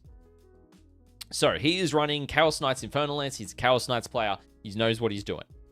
He's running 3 despoilers, which are, when I look at it, double Gatling on all of them. Exactly. Very disgusting, but really fun. Yeah. 3 Carnivores, a single Beast of Nurgle, 2 units of 3 Nurglings, and Rodigus. So technically, it's 4 big things. Yeah. I think that's what you're finding. A lot of people are going like, well, I can't take, another big knight, but Rodigus is only 260 points. So I'll just take Rodigus instead. Like, Yeah. now you're going to deal with Rodigus. Yeah. Next up, we've got Alex Stone, who is running Adeptus Custodes, Talons, and the Emperor. So this is the Talons list. He's got Valerian, 2 Blade Champions, 2 units of 5 and a unit of 4 Wardens, 3 units of 4 Prosecutors, a unit of 4 Witch Seekers, and 3 Caladius Gravitanks with a Rhino. Yeah, this is a really interesting one. It's you don't really see Talons of the Emperor much. He's got a playstyle now down, and he's found a way to make it work. Yeah, exactly. So I think it's great to see a different detachment away from the norm. Like, you saw a lot of players jump onto Lions. Before it was Lions, it was the Dreadnought. Solar Spearhead. Yeah, Solar Spearhead. Before that, they jumped onto that. And then prior to that, it was just everyone was just playing Shield Host. So it's good to see Alex is really stuck with Talons and is just working in what that detachment is able to do on the table. Next up, we've got Arian Fanian. Now, chat, the lists are live, and I do encourage you to go and read the blurb at the top of Arian's list. It is hilarious. This name. It is unhinged. It is actually. I won't read it out on stream, but literally the last sentence is, "The Futura is now." And that's all I'm going to give you. But he's running Imperial Knights Noble Lance. He's got Canis Rex, 5 Helverins, 6 Warglaives, and a Ministorum Priest as the Warlord. That's it. Yeah. It's Canis Rex and friends. I don't have much to add. Yeah. Yeah. It's going to be a tough list to crack. Yeah, for sure. So double Knights in this one as well. So there's only 2 6-player outfits that have got the double. I actually will check this to make sure I'm saying this correctly, to make sure that this is the only because there's only 2 Imperial Knights. This is the only team that's double Knights. So the other team doesn't have Chaos Knights, and any other teams that have Chaos Knights don't have Imperial Knights. Okay. Next up, we've got Jim Calverley, who is running Blood Angels, Liberator Assault Group. He's known for running Blood Angels. He's known for running Liberator, and he's just running combat. That's literally all he's doing. He's got a Jump Pack Captain, a Jump Pack Chaplain, a Judicia, Dante, Lamarties, Combi Weapon Lieutenant, 5 Intercessors, 3 units of 5 Jump Pack Intercessors, a unit of 6 Blade Guard, a unit of 10 and 2 units of 5 Jump Pack Death Company, 6 Sanguinary Guard, 5 Scouts, and 5 Vanguard Veterans with Jump Packs. It's a lot of fast moving pieces. It's a lot of melee. It's basically if he touches you, you die. It's MSU Marines, basically. It is MSU Marines that are very powerful. Yeah, yeah. I would expect the Judicia in the Blade Guard, Dante in the Sanguinary Guard, Lamati's in the 10-man brick of Jump Pack Death Company, the Jump Pack Captain somewhere else, maybe in with the Vanguard Vets. Yeah, there's a lot of different spots that each of those characters can go into each game. So he's got a lot of flex in that, and he's going to wield it well because he knows what he's doing with Blood Angels. Next up, we come to Tay, who is running Genestealer Cult's Xeno Creed Congregation. So, he's got 2 Acolyte Icon Wards, 3 Biophaguses, a Primus, a Reductus Saboteur, and a Sanctus, along with 5 Acolytes with pistols, 3 units of 5 Acolytes with Flamers, 3 Goliath Trucks, 3 single Ridge Runners, 2x5 Atlan Jackals, and 3x10 Hybrid Metamorphs with 5 Pure Strain Gene Sealers. It's Those a are all GSC certainly list. words. Yeah. But what it makes use on, particularly with the Acolytes with Flamers, is it makes use of their respawning points, because 5-man units only cost them 2 points. They have a capacity of 10. So that means he can bring back 5 units onto the table and just go, cool, I'm just going to throw a 5-man unit of Flamers at you, and I'm going to kill something. You can kill them back. Sure. I'm just going to respawn them anyway. And I get double value out. Totally honest with you, I'm not 100% sure what this Genestealer list does, but it's Tay playing it. He's very skilled with GSC. He's got something figured out, and we're all just waiting to see if it works. Yeah. He's going to make this work. And more than likely, it is something that is going to be wielded to really snipe out key matchups, I believe. I think he's going to have a specific archetype of list that he's wanting to hunt with this, and so he's going to be definitely seeking to hunt that down in pairings. Yep. Then last but not least on the team, we've got Woody Woo, who's running Death Guard, Mortarian's Hammer. He's got a Biologist, Putrefier, 2 Lords of Contagion, a Lord of Virulence, a Plague Caster, 10 Plague Marines, a Chaos Rhino, 2 units of 3 Death Shroud, 2 units of 10 Poxwalkers, 3 Heavy Blight Launcher Bloat Drones, and 2 Plague Burst Crawlers. Basically, good stuff. Yeah. Good staple Death Guard list. Yep, the Poxies are great because they infiltrate so they can screen off early game, whilst you get the Death Shroud in a position with the characters. You've got the Lord of Virulence there to spot for the Plague Burst Crawlers. You got the Bloat Drones that are just really solid firepower. Ridiculous for their points, what they output. I don't think going up to 130, I think it was enough. I think maybe they should have been a bit higher, personally. But yeah, really, really solid in terms of the list. Yes, it's lost a couple of game pieces. More than likely, he's had to drop a unit of Death Shroud, would be my guess. But yeah, I think overall, if I was, and I'm going to call this now, if there was any team to watch this weekend, this is one of them. Yeah, I think there's a very strong team here. But as Tay has told me, they haven't been doing a lot of prep. So they've been... So, I mean, it's interesting to see Arian playing something that's not Ultramarines. So... Yep, definitely. And then Pulse in chat is just giving us heads up on the GSC list. The metas can advance and charge and reroll advance and charges and can strike for 41 attacks at damage 2 or sweep for 61 attacks at damage 1, just FYI. Oof. That's something. Yep. That's crazy. So definitely going hunting. But yeah, thanks for that info, Pulse. Really appreciate it. All right, let's jump into list number 2. And it is going to be Inner West Warhammer. So this is being helmed by Alex Inglezos, Alex the Greek, who is running Tyranids Invasion Fleet. Pulse is just saying hunting knights is the GSC list. He's wanting to hunt knights with it. Very good. Cool. So Alex's invasion fleet, he's running Death Leaper, 2 units of 5 hyper-adapted Raveners, a Neuro Tyrant and Swarm Lord, a single Biovore, 3 Lictors, 2 Maliceptors, 2 Neuro Lictors, 2 units of 5 Raveners, and 2 Trigons. It's basically snakes, but invasion fleet. Snakes. Tunnel snakes, baby, but invasion fleet. Yep. Again, it's a really solid list build. It's got 6 lone op characters that aren't just lone op, they're stealth.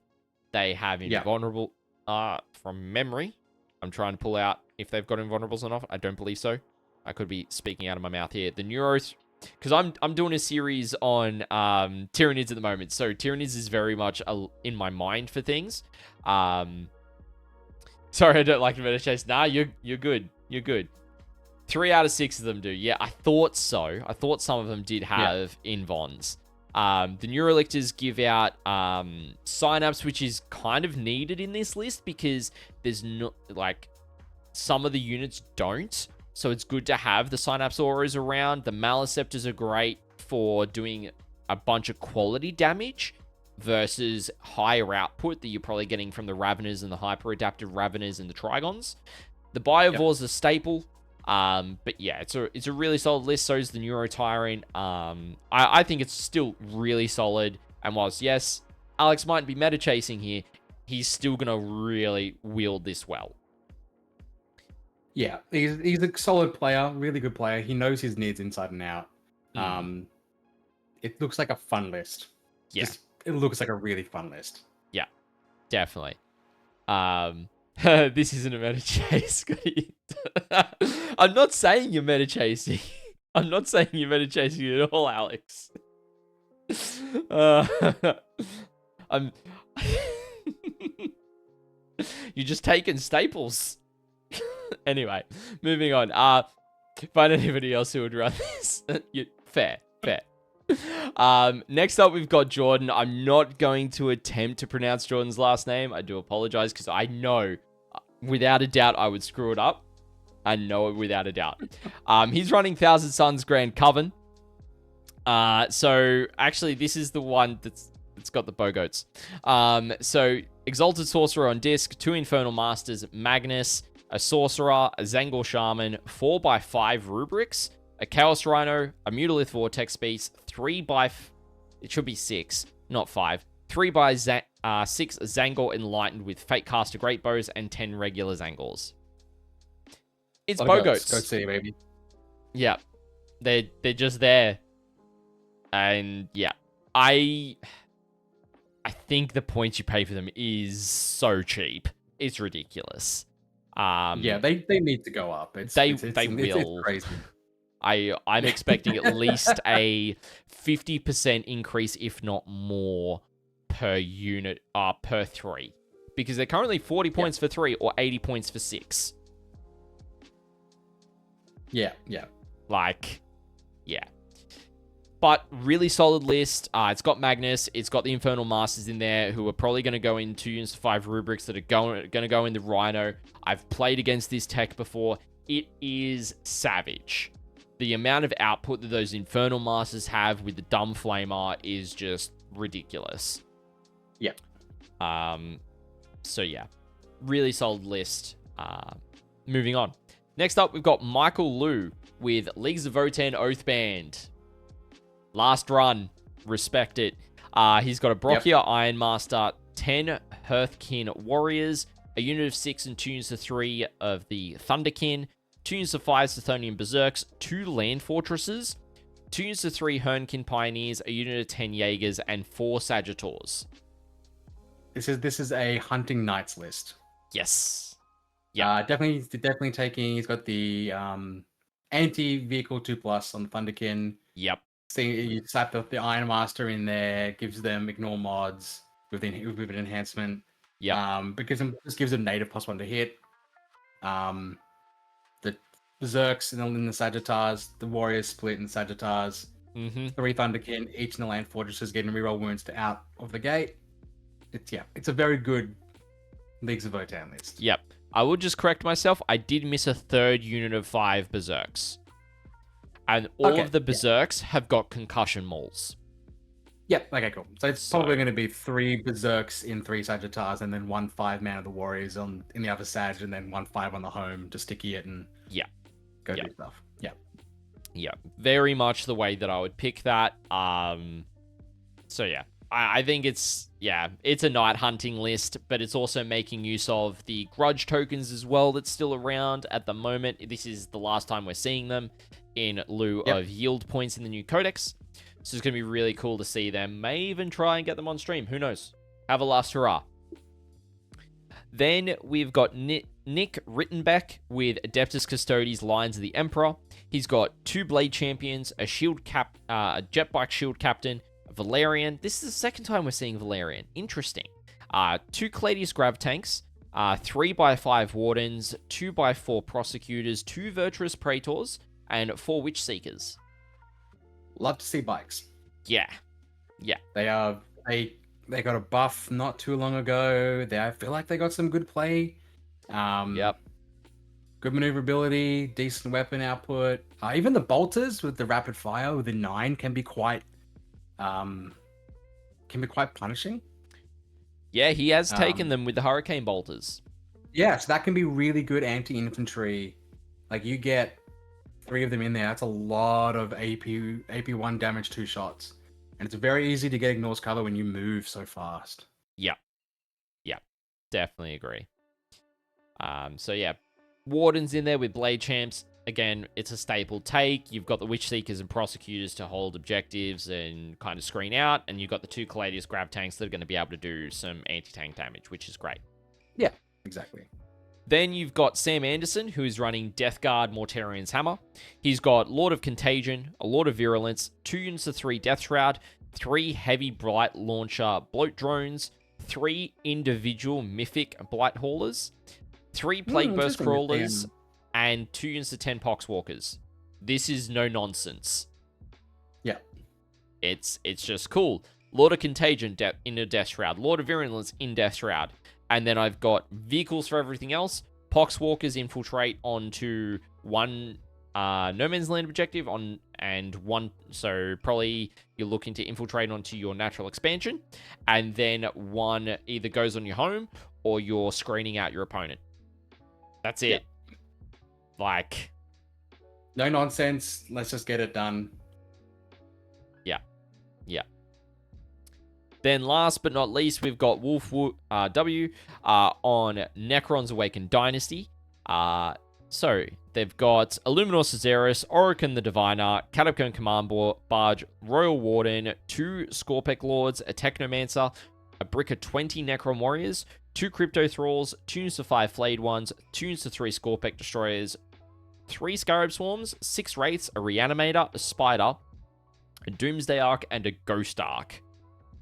It's a lot of units. It's a lot of stuff, but knowing Necrons and this current build, like, Orican and the Royal Warden in that 20-man brick, and if I look at it correctly, that the Royal Warden has got the Netherrealm Casket for stealth on that unit, means it's 4 up, so it's -1 to hit, 4 up invo. I dare say the Technomancer's going in with the Wraiths just to cause problems. And then I think the Crypto Thralls will go with the Warriors as well. Yes, they'll go with Orican because he is a Cryptech as well. He does have the Cryptech keyword. And then you just tank wounds on the Crypto Thralls and then just take the Feel No Pains on them. Yep, and then you just bring them back in your next turn. Or you use the reanimation strat. Things like that. This list basically comes down to, can you kill the Necron Warrior brick in 1 activation? If the answer is yes, you win. If the answer is no, you lose. But also it does deviate away from taking double Doomsday Arcs I've seen a form of double Doomsday Arc and double 20-man brick where you go, one has got Orican with the Royal Warden, and then you have another one that's got a Lord and a Technomancer, and the Lord with the Technomancer has got the -1 to hit on it. And so you Yep, kind of jump between two. And so it's like, cool, which one do you want to try and kill? Exactly, yeah. So, but Wolf has gone for the Wraiths instead and some tech pieces in Scarab Swarms and a Spider, just for some extra action pieces and probably screening. Scarabs are actually 40mm bases and can screen out quite a distance when you properly do the 2 inches on them. So they're actually quite good screening in a small unit for 40 points. Yeah, especially with like armature spam knights, you put them in a little gap between, and they gotta spend a turn shooting and to get them to get through it. Yep, exactly. Overall, a pretty good list comp. Like, in general, yes, it does. If I have a look at them, where are we? 1, 2, 3, 4. Yeah, they've got 4 on the top podium. I did miscount that when I was talking to Alex earlier today. I thought they were 5. They were 4. So it's good to be able to see, some of the players who maybe are just entering the scene or have been in the scene just for a little bit of time coming in. Yeah. Alex is helping them, and they're playing, which is great. I've seen a couple of these names before at some of my events as well, which has been great. So it's good to see these guys. Yeah. Last but not least, we've got Orbital Thunder. I couldn't not My pick boys! the Orbital Thunder team. So they're captained by Anne, who is running, and I believe that's your partner, correct, Jake? My wife, yeah, Anne is Hey, my wife. Yeah. Lovely. So she is running Adeptus Custodes Lions of the Emperor, with 2 Blade Champions, an Allurus Terminator Shield Captain, Trajan, 3 Allurus Terminators, 2 Cladius Grav Tanks, 2 units of 5, and a unit of 4 Wardens, and 2 units of 4 Witch Seekers. Yeah. So Trajan, classic, can do a lot of attacks, and then the Lions 1 CP re-rack is really, really good. Yep. The Alara Shield Captain with the flat 4 damage axe, you put that into knights, and they just crumble. Yep. And the once per game as well for all incoming damage is just 1 wound. Yep. All damage goes to 1, and then again, you just spend a CP, you can re-rack that again. And because he's a captain, he can do it for free. Yep. So yeah, again, another no-nonsense Custodes list, which is great to see. Yep.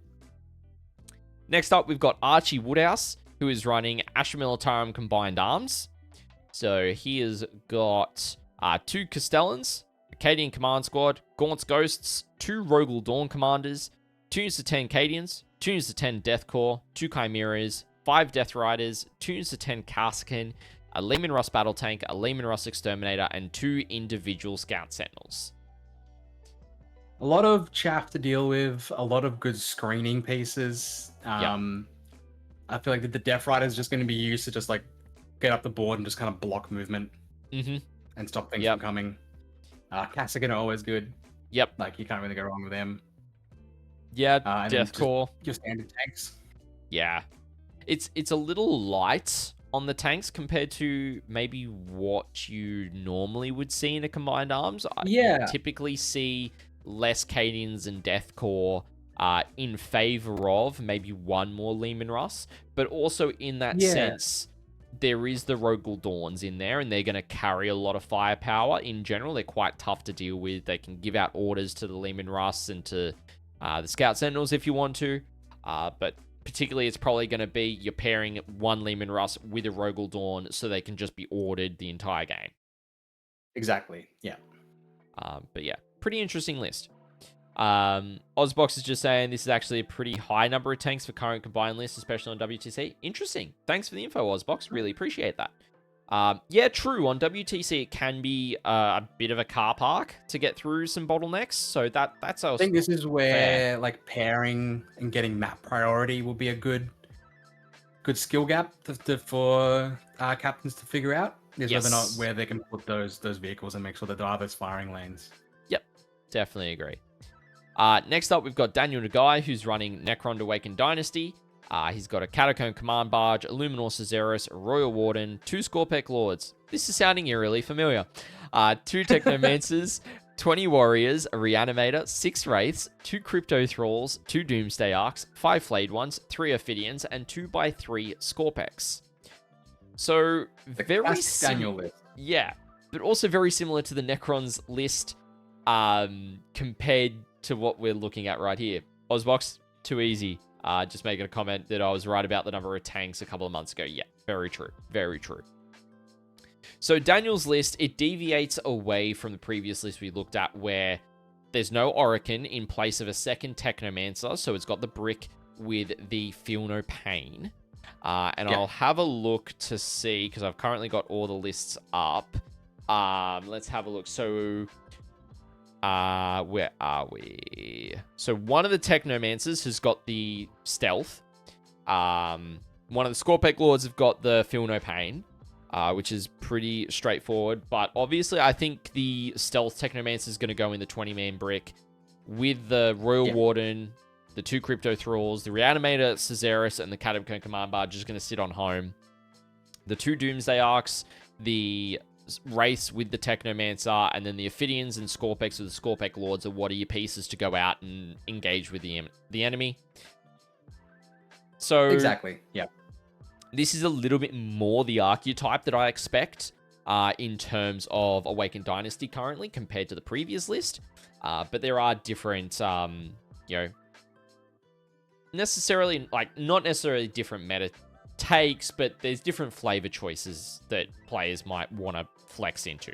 So that's probably where the difference is in this list. Taking the Ophidians compared to maybe a second unit of flayed ones and some scarabs to screen is another option there, but, definitely some good choices there. Ophidians do have deep strikes, so they're probably good at stuff like not deploy teleport homers, that's what it used to be called. Establish locus, or getting into a table quarter or behind enemy lines, that kind of thing. Yeah. Then we've got Daniel Smith, who is running Adeptus Sororitas Hallowed Martyrs. It's good to see Sisters finally seeing some play once more over the past few months. So he's got Demonifuse, which is Ephriel Stern and Kygonal.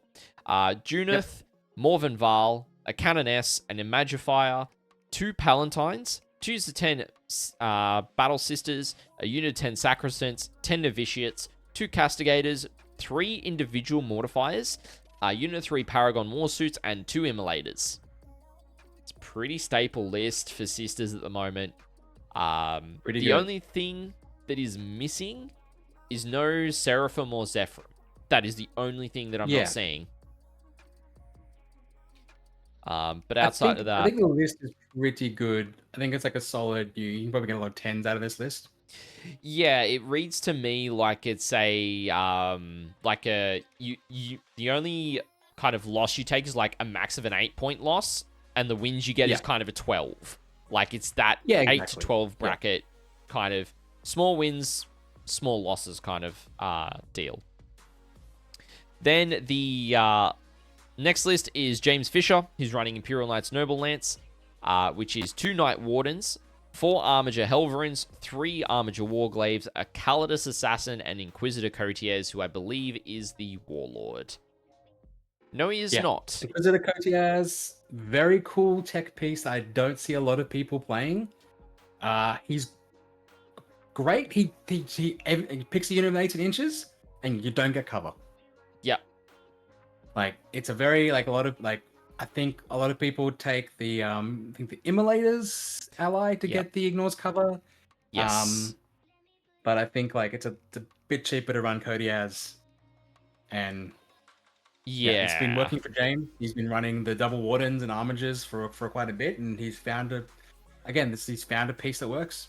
Yep, exactly. If he knows what he's doing, all power to him. 100%. The -1 damage from the wardens giving out to the little guys is going to be, especially with how much damage 2 in the game there is. It's pretty nasty. Yeah, for sure. And then last but not least is Zach Newport, who is running Ultramarines Gladius Task Force. Staple, tried and true. He's got a Blade Guard Ancient, a Judicia, and Reboot Gilman. 5 Intercessors, 6 Blade Guard Vets, 2 units of 6 Inceptors. Now, I believe, if I have a look at this, they're both Assault Bolters. which... They are indeed both assault bolters each. Oh, assault bolters? They do work. That's They sustain do. 2. Money. I'll get into that in a second, Sustain though. 2, yeah. 5 infiltrators, 2 units of 5 Vanguard vets with jump packs, and 2 vindicators. Yeah.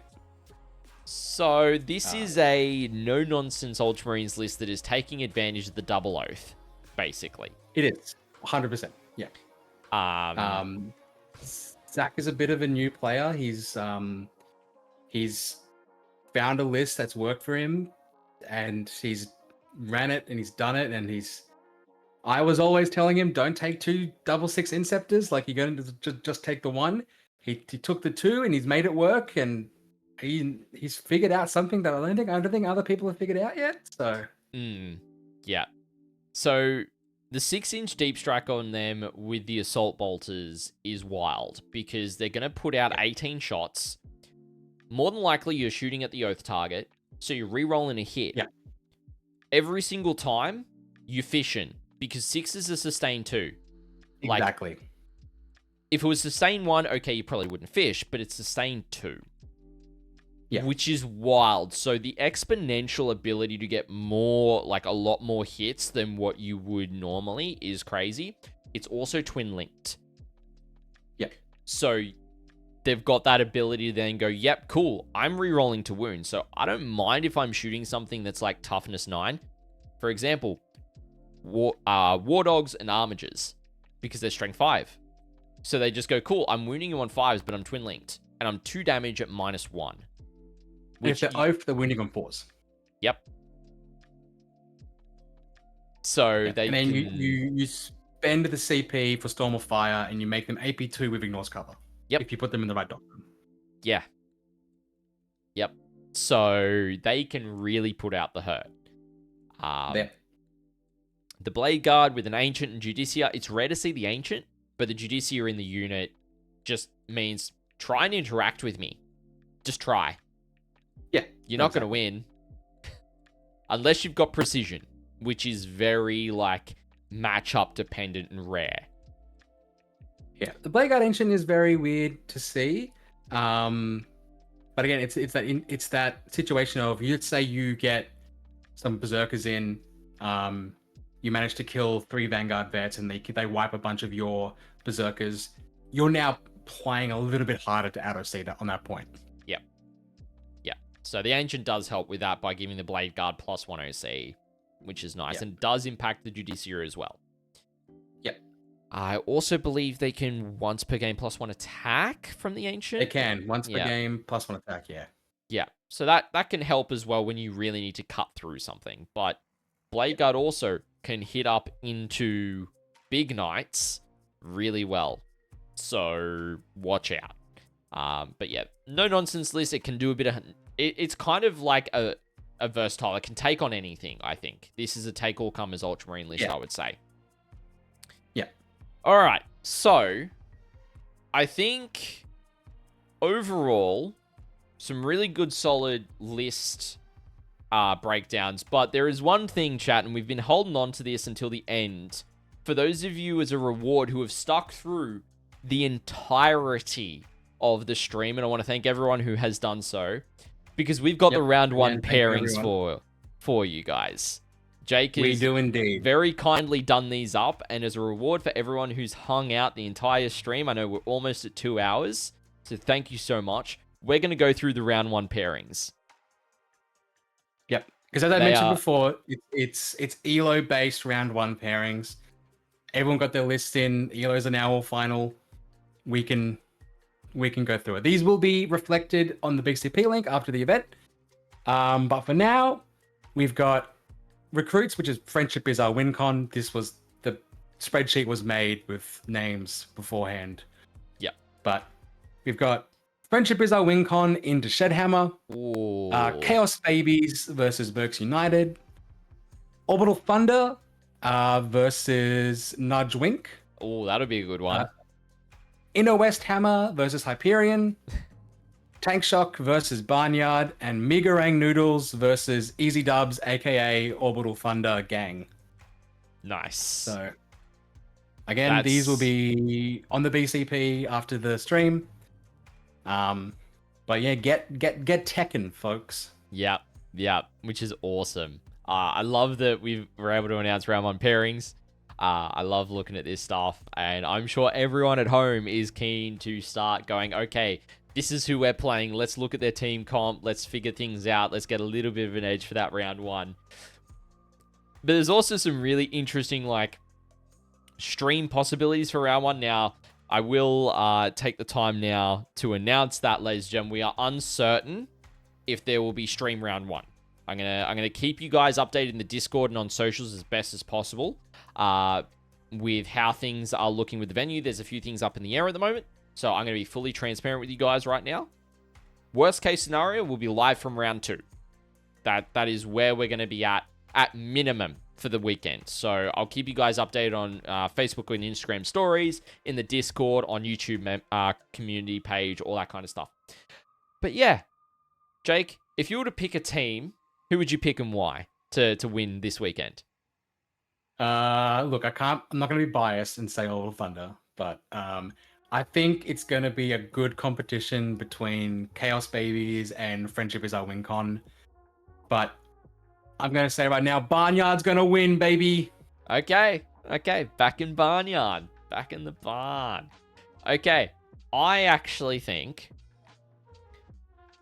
I'm going to go out on a limb here. I'm actually going to go Shed-Hammer. Now, we didn't review Shed-Hammer, but they are one of the teams that have got 5 out of 6 factions from the podium. They're a very strong team. I think it's going to be tough competition between Shed-Hammer. Yeah. I mean, as you can see there, that is your, again, quote unquote, pod. That is, you can sell gold, silver, bronze. You can see the top people. That's a very strong top bracket. So yeah, as much as I would love to see Chaos Babies or, you know, the Recruits, which is the Friendship is Our Win Con team, like I'd love to say them, but the fact that the other, Shed-Hammer we're picking 5 of the, the most popular factions at the moment that is going to do well in this current, setup, I think says a lot. And they're good players too. So yeah. I would not put it past them at all. Round 1, if they win round 1, then it's not going to be as, difficult. But we'll see what happens. It's going to be a great weekend, and I'm really looking forward to it. But, yeah, ladies and gentlemen, that is it for our tournament preview of the Orbital Thunder teams. As we start to wrap up, Jake, is there any shout-outs you'd like to make before we finish up for this evening?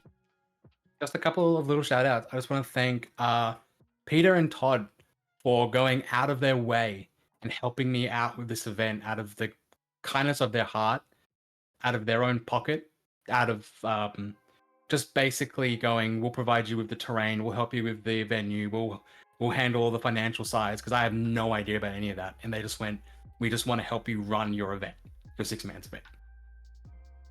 Secondly, I want to thank to Barnyard Wargaming, who consistently promoted my event, playing my trailer every stream he could. He's been a real good partner in this. Thanks to Scotty for the stream. And thanks to anyone else that I've forgotten about. But I will have a big speech day 1 planned, so don't you worry about that. Yeah, it's going to be a great weekend. I'm certainly looking forward to it, and I'm going to work up some stuff. I'm going to set aside some time on Thursday. I'm actually going to, because you've sent me those videos, I'm going to be playing them too, brother. I'm going to be playing them too. We're going to have some fun stuff with that. I'm keen to showcase that for folks, and I might even see about grabbing the team ones from you as well, and see what I can do about. I'll upload them for you. Yeah, thanks, man. I'll see what I can do about integrating those as well. But yeah, I definitely, really appreciate. Also, Jake has done the graphics that we're going to be using all week for promoting the tournament preview and the tournament coverage. He's graciously worked them all up for us here at the ATWN, which we really appreciate as well. So thank you so much for that, brother. Really do appreciate that. But I also want to thank everyone in chat who has hung out with us this evening. It's been absolutely wonderful to bring you guys this tournament preview. Now, if you are wanting to catch the live tournament coverage and you're not playing this weekend, then make sure to head over to our YouTube channel and hit that subscribe button, because that is where the tournament coverage is going to be happening over on our YouTube channel. You can find it in the socials link that I've just thrown in chat. And I want to thank everyone who does join us. And if you are playing on the weekend, please feel free. If I'm not frantically running around round 1 setting stuff up, feel free, during lunch, say g'day. I always love meeting you guys at events and such. And hopefully, having you guys on stream to showcase some great New South Wales Warhammer 40k teams action. But Jake, I want to thank you so much for taking some time out of your week to chat about the tournament. I know we've been here for over 2 hours now, so I really do appreciate that, brother. No, it's good. I appreciate it. Too easy. But ladies and gentlemen, I've been ScottyD here on the ATWN. I hope you have a great rest of your morning, afternoon, or evening, wherever you are in the world. I hope you have a great rest of your week. And I hope to catch you over on our YouTube channel for the live tournament coverage of the Orbital Thunder Siege of Gaia 9 6-man teams tournament happening this weekend. Hope to catch you then, team. See you then. Not yet. I've got to do... My stream deck wasn't swapped over. So, this is me now signing off. See you guys.